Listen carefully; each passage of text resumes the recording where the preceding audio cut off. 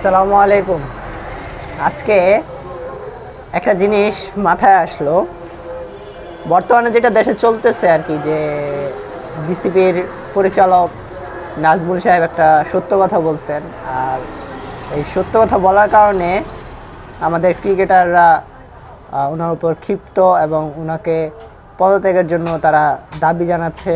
আবার আজকে দেখলাম মিরপুরে ভাঙচুর হইলো, স্টেডিয়াম ভাঙলো, কারণ বিপিএল খেলা হয় নাই। তো সব মিলে একটা জিনিস খেয়াল করলাম, এর আগে যে বিসিবি ছিল, যে সকল সদস্যরা বিসিবি পরিচালনা করত, তারা ছিল সিন্ডিকেট।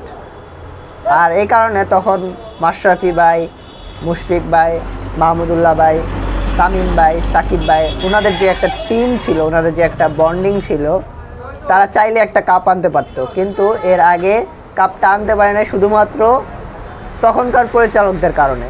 আর বর্তমানে ভালো পরিচালকরা আছে, কিন্তু ক্রিকেটাররা হয়ে গেছে দালাল। আগে পরিচালকরা দালাল ছিল, এখন ক্রিকেটাররা দালাল।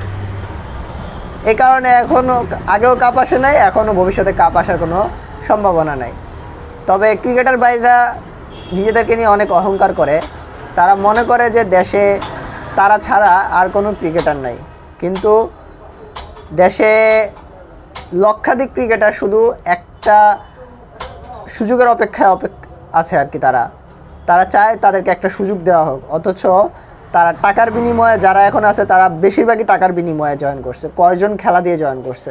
ওরা যদি খেলা দিয়েই জয়েন করতো, তো এরকম লুতাবুতা খেলা দিয়ে কেউ কাউরে রাখবে? কোথাও রাখবে? কোথাও ওদের জায়গাও দিবে না। ধন্যবাদ। আসসালামু আলাইকুম।